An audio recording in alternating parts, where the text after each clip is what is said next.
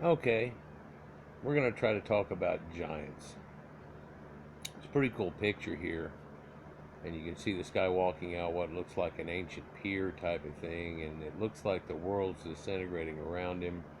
Somehow there's an eclipse happening, but it's so close that the fire is apparently penetrating a mountain.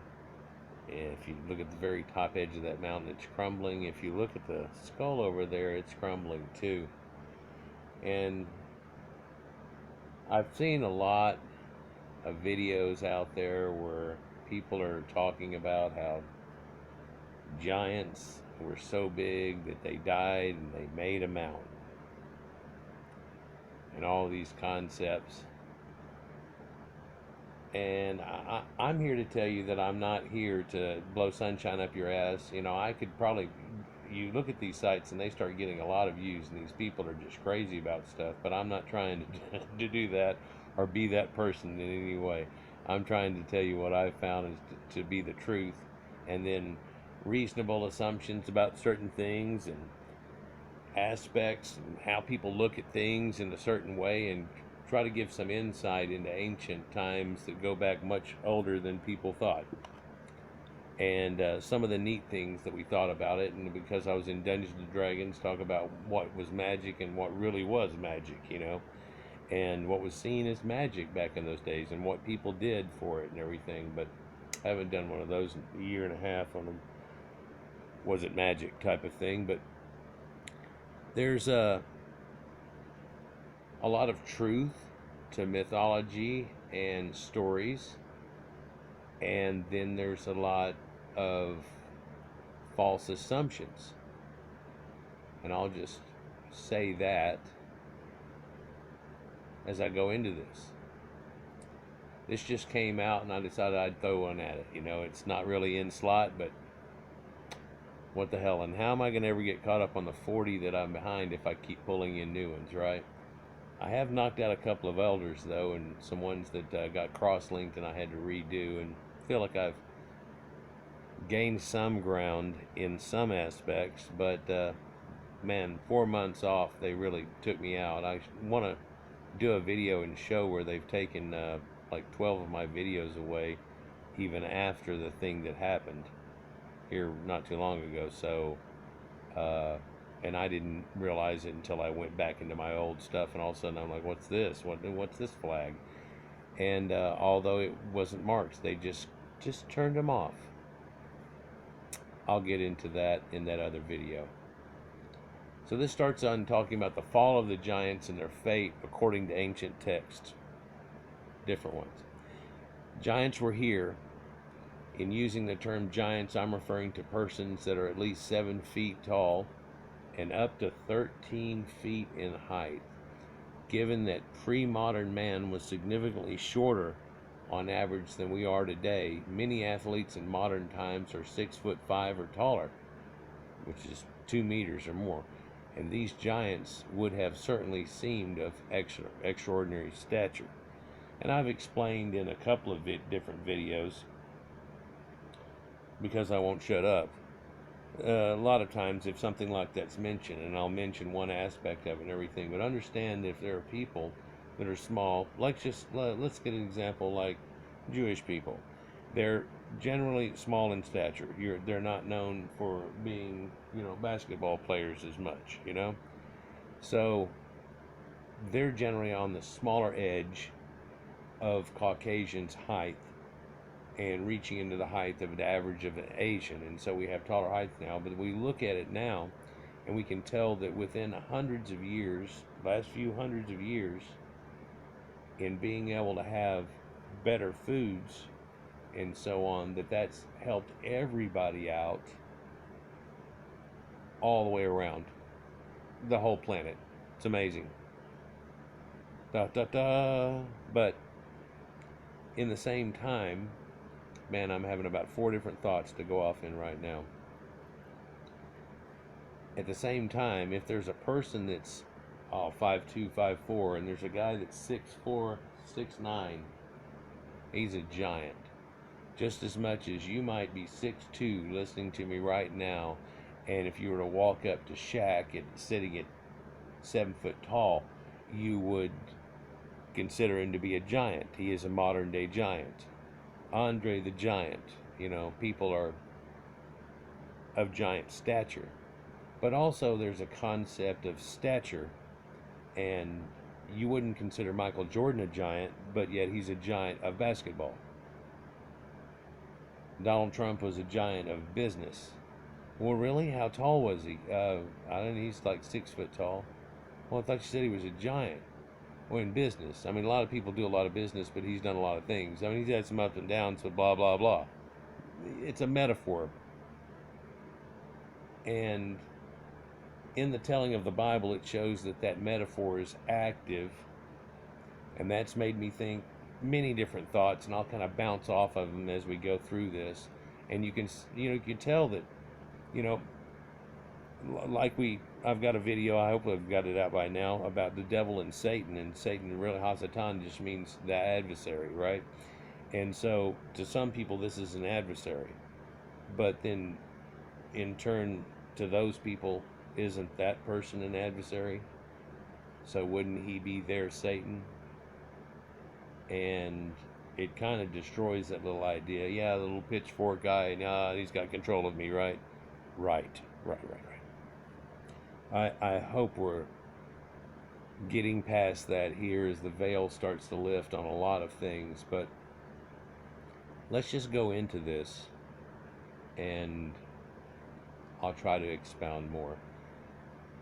That an ancient race of giants once existed throughout the world, from China to North America, or around the known world and North America, is a matter attested to not only in written records of various civilizations, but in the archaeological record as well.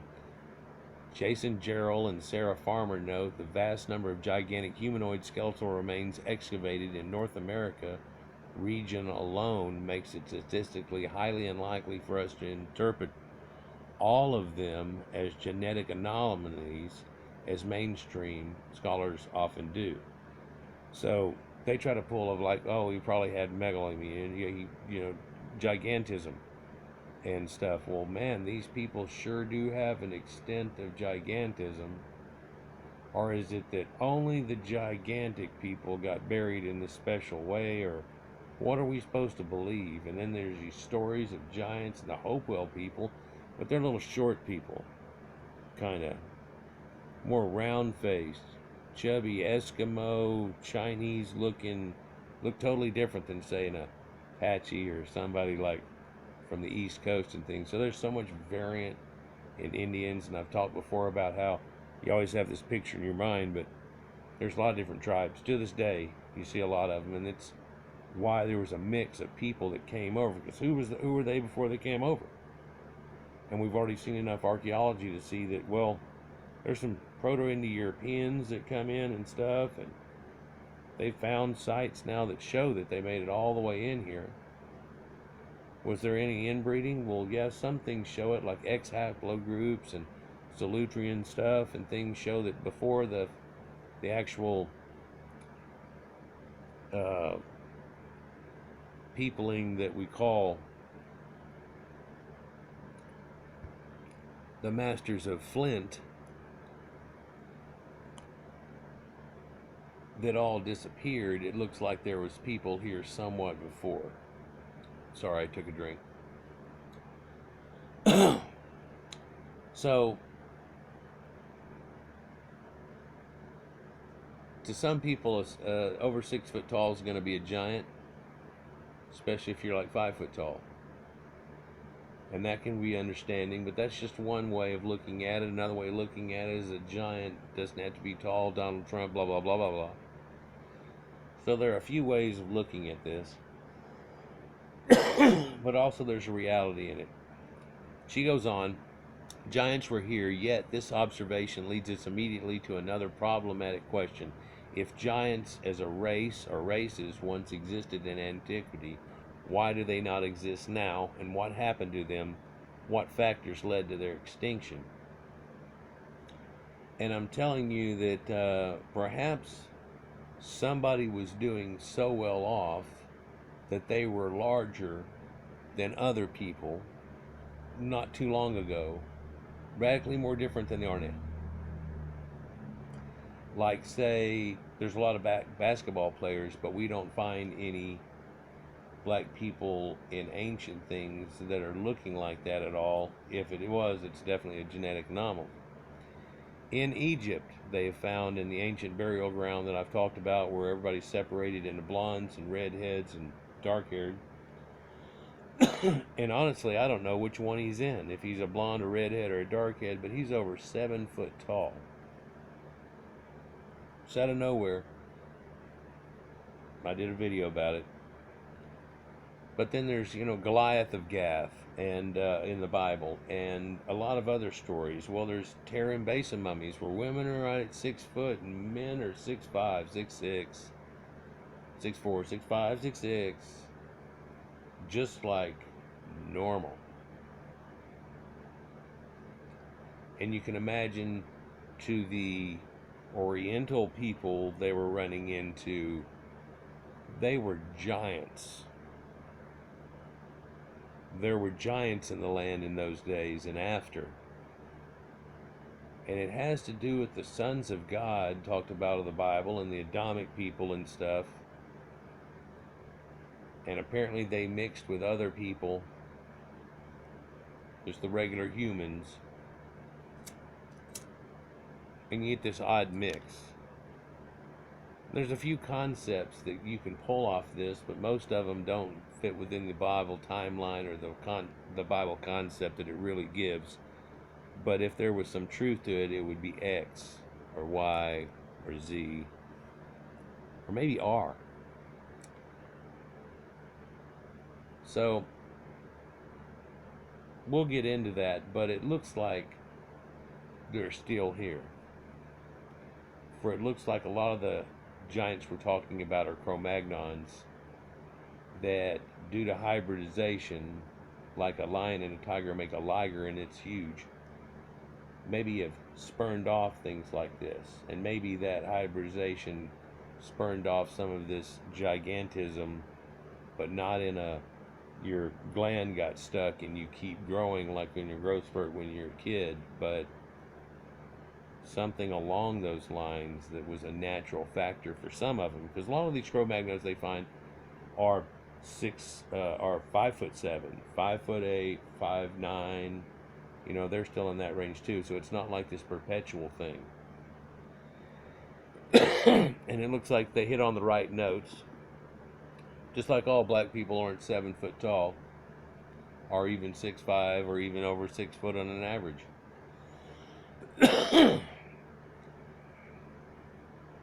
But, and needs make people grow into things too. But that seems to be something that's an evolutionary deal that would take a longer time than what's seen between the changes that are being found. So let's just go on before I make this a double. Archaeological record largely, though not entirely, fails us in answering these questions. This is particularly evident in the work done on giant civilizations in North America. North American archaeologists and anthropologists have done amazing work addressing the unique cultural features of the Hopewell and Adena pre-Columbian peoples, who were either themselves giants or direct descendants of a previous race of redhead giants.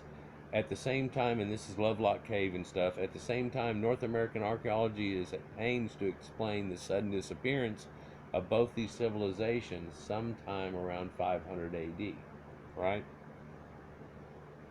So, and the Hopewell feel like they were the last of them, but it was just this little bitty group. Well, that isn't going to sustain anything. So was that the last of these people? And whenever Pizarro showed up, there was the last of the children of the gods were blonde-haired kids and the Wari people and stuff, and they showed him some of the mummies, and he brought back heads that had these wheat-colored blonde hair, and you can still see them to this day with different colored hair and stuff, and somewhat curly, not curled up like a Greek or anything, but curled up hair, and it's kind of strange. In this article, I will propose an alternative anthropology method for determining the fate of the ancient giants. Good, let's hear one. Rather than attempting to interpret the sparse and inconclusive archaeological evidence, I suggest that scholars turn to ancient texts and the mythological traditions and religious traditions they contain. As Eric von Daniken notes, ancient literature, while mythological, often retains facts at its core. And folklore and things like that. And while things get fanciful, at the same time, they probably have some truth to their core. Well, this is a colossal statue of the giant of Apino, and there was supposed to have been this guy, and and then all of a sudden, after a while, you can imagine people saying it was this big, and it's like, no, maybe there was a guy that was great and he did great things, and they made a big statue of Ramses, but Ramses wasn't that tall, and this person wasn't supposed to have been like that. But now this was a person that was more like a giant, which in some cases are looked to be somewhat advanced and taking over and doing things, and in the other ones are seen very barbaric. And you can see this in Dungeons and Dragons, from where they have something that's almost like an orc or an ogre that's really like a hill giant kind of thing that you think about, and maybe Billy Goat's Gruff Bridge, and then the giant that lives under the Troll Bridge, and things that are in that concept, all the way up to these giant storm giants and ice giants and things like that, which are huge, which is kind of based on their folklore on how big they would have been, and exaggerations of which some of them reach up comparative sizes like this, but we've not found bones that reach that size. And I've told you before, some of these things that people have found, and over time they got ended up being a dinosaur bone. And while they found a leg bone that looked like it would be about this big in these people, and they're like, the leg bone's about as big as me. He was 40 feet tall. And it's like, no, but a brontosaurus was about 30 feet tall and a lot longer and huge as a blue whale at one time living here, but nobody knows who those are. But those are the dragons of old. Furthermore, von Daniken points out that many of the narratives contained in ancient texts are themselves far more literal than modern 21st century academics give them credit for. When this material is taken into consideration, it can suggest that many of the ancient giant civilizations were violent and oppressive in their culture, and eventually they were destroyed through their own violent tendencies and actions.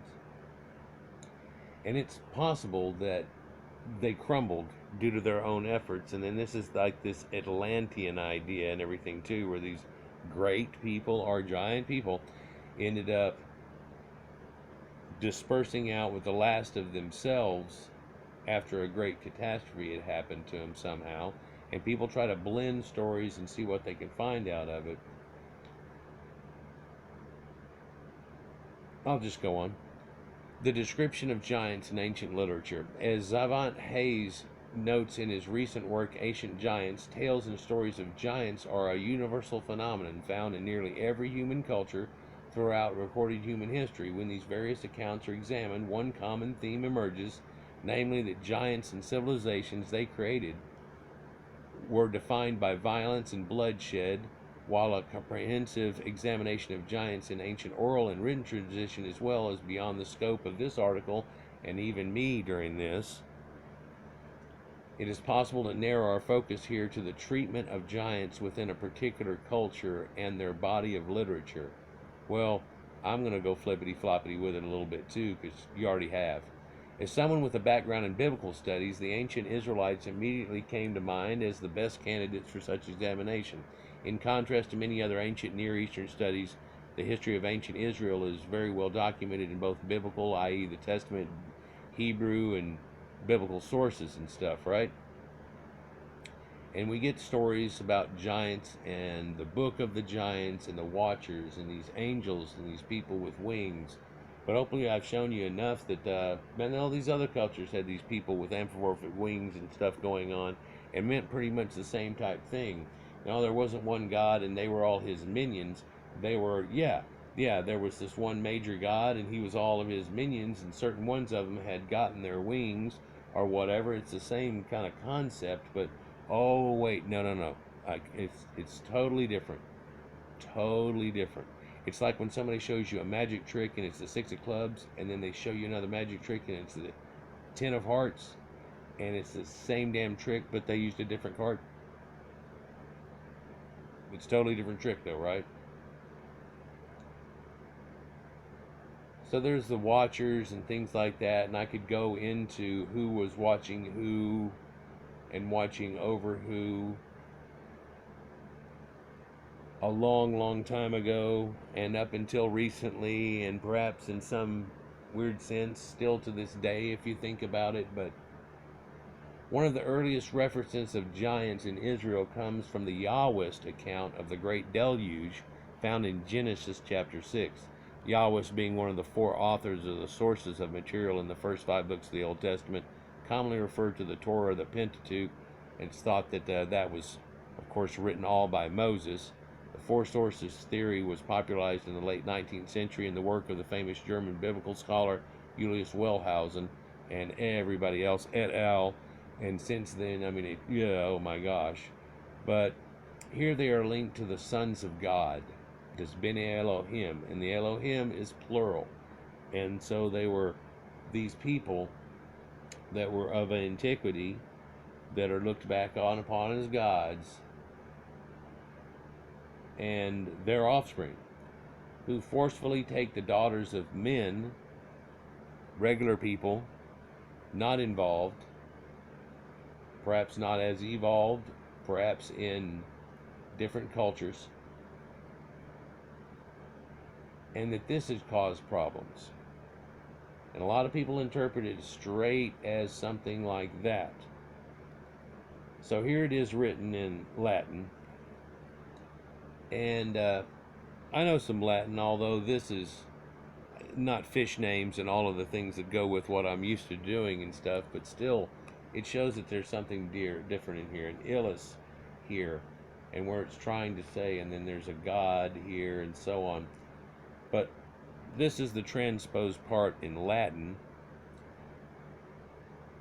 to English. But the giants were over the earth in those days. For after the sons of God entered into the daughters of men, and those women gave birth, these are the powerful ones from long ago, the famous men. And that's one way of saying it, but famous men, these were the men of old, men of renown, as we hear about it and stuff like that. But whenever they say renown, that's like Donald Trump giant. So it seems by the end of it, they explain you these people and who they were, and they were the taller people. And if this is a story that was written by these Jewish people that were pretty diminutive in size, i.e. Goliath the giant and all that stuff, and he's really only 6'9" in the earliest texts, like the Septuagint,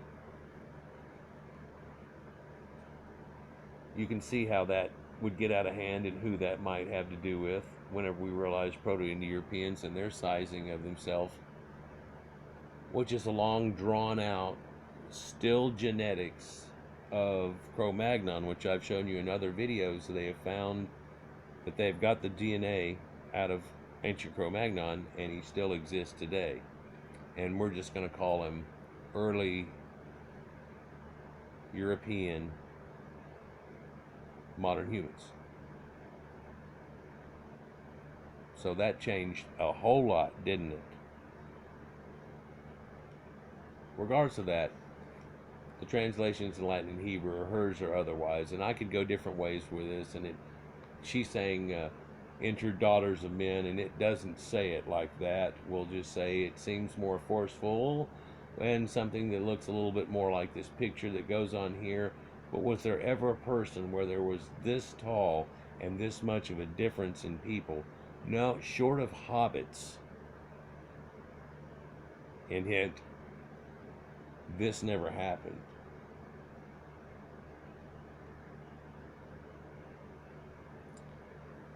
Though the flood account suggests that the giants were exterminated with the rest of the inhabitants of the earth, sans Noah and his family. So if they all got one, now this is the what's told in your Bible, not what I've shown you. So everybody's wiped off the planet except for their kids, but if there were giants in the land in those days and after, when the sons of God and the daughters of men, see, there's another differential that's leaving out of it. It's in the oldest ones.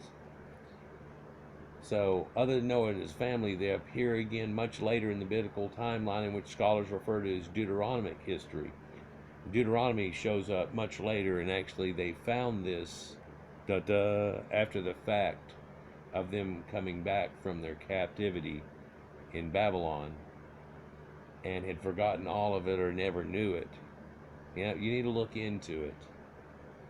So, in the thing that they pull off in their first stories is all of a sudden found or given to them to read and find out of something that they supposedly found in the rubble of the temple that nobody ever went through years and years later. In biblical studies, the Deuteronomic history refers to the material from Joshua to 2 Kings in the Old Testament. The history begins with Israel's entry into the Promised Land, now by Cyrus handing him back and letting him go and make the Temple of Baal up into their temple and stuff, and ends with the destruction of the southern kingdom Judah in 586.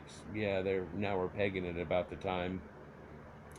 Within this history is undoubtedly the most famous account of giant in biblical literature and possibly Western culture, the violent encounter between the Israelite David and the giant Goliath of Gath in Samuel 1:17, which in the oldest accounts he's 6'9", but and he has brothers too that are taller, but everybody else isn't really seen as being a giant necessarily.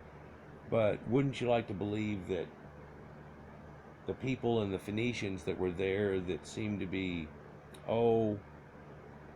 6-footish,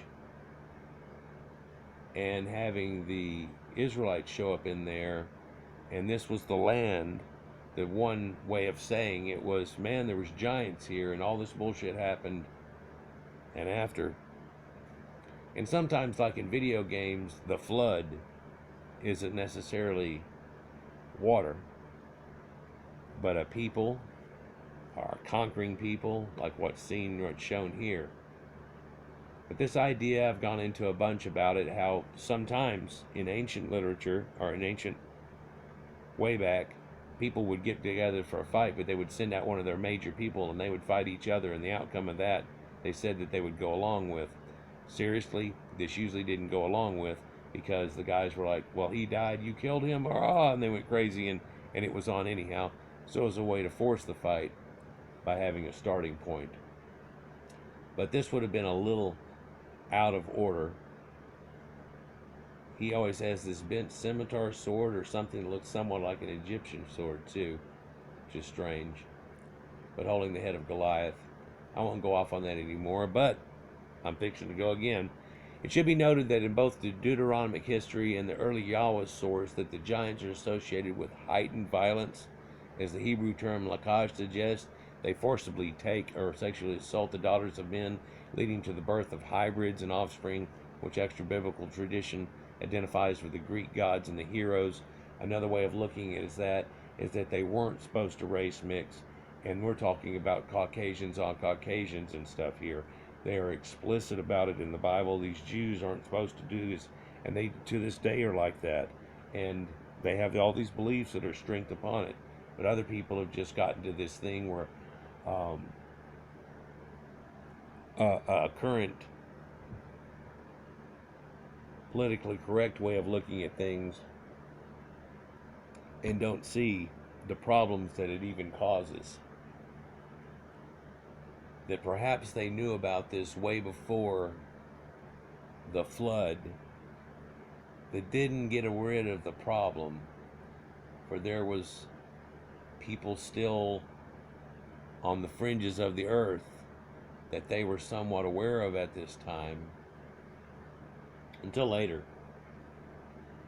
And they blame themselves, are the people the story's really about. Blame themselves. There's a good video where a guy goes into this, and I wish I could just throw it right in here, but I'm not. I'm gonna go on, because it'll make it definitely a double, where he's just gonna cut into there and tell you Japheth and who these people were and all this stuff, and how it leads off into it. Doesn't connect it to giants necessarily, but then yeah, it does when it comes back together, especially after what we've been talking about. Now, this led to super offspring, which extra biblical tradition identifies with the Greek gods and heroes, by the way. There's a reason for that. In this first volume of Antiquities of the Jews, 1st century AD, Jewish historian Josephus links the giants of Genesis to the Greek demigods, such as Hercules. We all know about Josephus, and we've talked about that a lot. People knew a lot more about the situation than was led on, and then people were led on to believe something else, and it was supposed to all come to fruition and understanding, and it never did, and then it turned into something totally else. I've gone into that in a bunch of other videos. Look up Flavian signature and it'll give you an idea of just like the ending of it, but also showing links. In later encounters between the giants and Israel, the outcome is always violent, leading to warfare and bloodshed between the two groups. It's a particular feature of the giants that yields us the insight into what may have happened to them, not only in ancient Israel, but throughout the world. And if you haven't read the Bible, there's actually some people that are pretty much akin to vampires that are in there. And then there's a couple of times where they're giants. One time it describes it that you just look like locusts, which maybe you were looking like the swarm trying to take over their area at the time, and that's a misinterpretation. Or you ran into this one town that you're said to go scout out, and everybody there's a giant, and he's like, God's on our side, blah, blah, blah. Well, do we find remnants of that? Well, no, not really. But it looks like in the biblical account, they sure did claim a bunch of things that happened to a bunch of people that other people were involved with. And it couldn't have been them, by the way.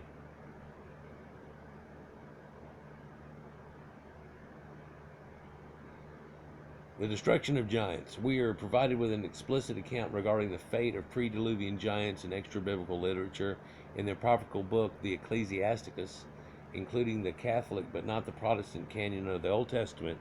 We find the following statement, written in Latin: the ancient giants who were destroyed for trusting in their own strength were not exonerated for their sins. This actually, in a weird way, is kind of like the Atlantean idea, where these guys got too big for their britches and then thought that just because they were taller than the other people that they would take advantage of them, or so. And this is kind of like the Aesop's tale that is shown in the idea. But hey, David and Goliath, real quick here, I should have done this before. We're looking at the picture, but you see the big guy and the little guy and everything, and it comes across real fancy with the guy just using a sling and a rock and boom, but it says that rock embedded into his head. But would it, knowing that you know he's 6'9" now and what I've been talking about, would it have been so fancy to say that he walked up and he was an archer and he just stuck an arrow in his eye and then ran up and cut his head off? Somehow that's nowhere near as fancy, is it? But it's just a ranged weapon versus somebody who can't touch you. He might as well have been 20 foot tall if he can't touch me. If I can shoot him in the eye or crack his skull. But that whole story is... okay, never mind. Two things are suggested in this statement with Ecclesiastic. First, that the ancient giants had extraordinary might and power, whether that was being tall and the giant like it is, or if they had weapons and special things and stuff like that, but it would be akin more to magic at that point. But then again, they all have to be called barbarians, right? But we find out later that means something to do with beards and hair and stuff, and that really isn't what people thought it was. But Conan the Barbarian, not quite as barbaric as people give credit for, even though his background in the movie. Secondly, their destruction occurred because they relied too heavy on this power. Ooh, more stories about giants and the Anunnaki and stuff. I'll check that out if it's worth speaking about. This is edging on not worth speaking about, but yeah, let's go. So they're giants taking the women. Oh, it's a red-headed woman. In biblical terminology, to trust one's own might has both a religious and secular meaning. In the former context, it refers to neglecting, in the few of biblical authors, the power of God in favor of assuming that one's own power and strength are sufficient. and it's supposed so you've got to rely on him no matter how big you are, no matter if you get a big, you know, force built up and everything. Still, in the later context, it is always used as a reference to abuse power, usually through violent physical oppression. Yet the text does not state whether the giants killed each other off or were destroyed by their victims, finally rising up against them. But in the biblical tales, at least a large group of them in their area in concern were said to have been wiped out by them and or God. But if you really check out the story, they really can't pull it off. And at the end of it, he sends a wasp through, it says, and it wipes the Phoenicians apparently out, Canaan, and allows them to take back over. But if we look at that story, that looks like Cyrus coming in, and that would have been the Persians. But then again, this is leading into the concept of Caesars, which I've talked about before. But then here comes New Testament, and that leads to, who was the wasp? Well, Vespasian. And he got turned into a god. And who was the son of God in the second coming? Titus. Josephus even tells so. So it all comes full circle, and I've exposed this very many times, and I feel like I have to pick apart certain little parts of it enough to show you that there it is, right there. I feel like none of my videos were worth a shit either about it, because there's so much more to it, like every time I talk about any of this. As noted in Strong's Hebrew Dictionary, the term Hamas is often used in reference to self-destructive violence, meaning acts of physical violence directed not just at others, but ultimately towards oneself, or it causes your own problem and one's dealings with members of their own community. Here's an idea of the flood with the tiger and its kitten, and just this family trying to get their last of their children up. And did they just find a taller mountain than Ararat? There are lots of mountains taller than Ararat. Well, no, the biblical flood is the Sumerian flood, and it really was a localized thing. If you take that one line out, actually a few words, and over the mountains, you took that out and it was over the hills, and you know that they were in this flat plain of Samaria, and the hills are little bumps around here, and it supposedly got 15 cubits deep or whatever. Yeah, that's it. And nobody, yeah, they're gone. Nobody's got a place to stand. It flooded out and killed everything, just like it says in the deals. And you released doves, raven, the whole 9 yards. It's the same story. I recently did a video on it. Look it up, and it shows you that it was round, and they made it out of rope, and all kinds of things that people didn't know about. But it's there for those who seek it. Hamas is a self-consuming, almost suicidal type of violence, and associated with the giants here suggests that even before the actual flood event, they were in danger of extermination through killing off each other. One could even conclude, based on the use of Hamas in Genesis 6, that the giants were destroyed through some type of civil war. Such an understanding of the fate of the giants would correspond well with our archaeological evidence and oral traditions around the world dealing with giants, particularly in North America, but also in other places where the storm giants got in fights with hill giants or whatever. In the Midwestern region of the United States, two pre-Columbian civilizations, the Hopewell and Adena, seem to have mysteriously and quickly disappeared after what archaeologists infer was a sudden massive battle between the two groups. This parallels the type of self-destructive violence that is described in relation to the giants in the Old Testament, or in their own accounts with the red-headed giants in Lockwell caves and so on. On the other hand, traditions exist among various Native American tribes of violent conflict between their ancestors and ancient races of giants in North America, like I just spoke of in the red-headed giants. For example, here it is. The Paiute Indians refer to an ancient race of hostile and violent red-headed giants known as the Sitka.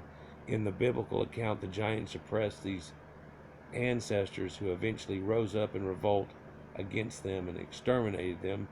And so there's another case of where that could fit the conclusion of it. But here's her conclusion on it, and ours. Where am I at here? Hey, it's going to fit. Conclusion on the fate of the giants. The literal footprints and remains of civilizations Peoples and inhabited by now extinct races of giants are found throughout the world. In this article, I've attempted to provide possible explanation as to why these giants no longer exist, drawing on traditions and narratives preserved in the Old Testament and Hebrew Bible. The biblical Bible suggests that the giants were not only violent in nature, but were destroyed through this self-consuming violence. This fate for the giants appears to be supported in archaeological evidence. The seemingly intermediate destruction of Hopewell and Adena peoples, in addition to various Native American oral traditions. When this evidence is taken into consideration, it can perhaps serve as a guide for modern archaeologists, and anthropologists who struggle to explain the sudden disappearance of these fascinating, if apparently brutal, gigantic races. And nowadays, if we find a giant, a lot of times it may go ahead and show up. But there are hundreds of counts in major newspapers of people finding a giant, 6 foot tall, near 7 foot tall, 6 foot tall, 11 foot tall. There's this one guy that has a hip to femur, that leg bone, hip to knee, and in comparison to size, the guy would be some 14 foot tall. So here we're reaching up on what she says. But if that was just some fluke, like the guy in the Guinness World Records, Walter Everson, then if we take the next best thing that we've got into it, we have people over 7 foot tall and a whole lot of 6s. And then now we don't really have any more, and now you have a lot of people that are going through 6s again, and it's all washed away. But to smaller people back in the day, taller people were giants. And I interpret most of the stories to mean that. But if a story's told by the smaller people, then there you go. But if all the people get back together and share a story, then the story has to be taller than all of these, and this expounds exaggeration. In cases like that, and finding dinosaur bones, and a lot of other things that have led me to believe that that's where a lot of that comes from. And as far as a mountain range looking like a giant atlas that laid down and did the thing, that's an ancient thing that you could see with Indians telling these stories and other people. But in our ancient past, we had concept of shaman ideas like this too. For if you look, it looks like a face, and it looks like this laying down. And maybe if you saw Moana and her story, and how the goddess, which is really Mother Nature, lays down and replenishes the island for them, you get a different view on this idea of ancient giants, and how somebody's personality and something that happened can much later be put on how some whole area changed and went different, and Holocausts are blamed on people, and things that happened in older days, somebody looking back thousands of years later and trying to relate to it, can end up making fanciful stories that might have a lot of truth in them if you pick through the exaggerations and realize the stories that are about smaller people and taller people. Anyhow, guys, like, share, and subscribe, and enjoy, and we'll get on from here. But this idea of the biblical flood didn't even happen in the Bible. Just like the Red Sea, it really says the Sea of Reeds, as I've explained before too.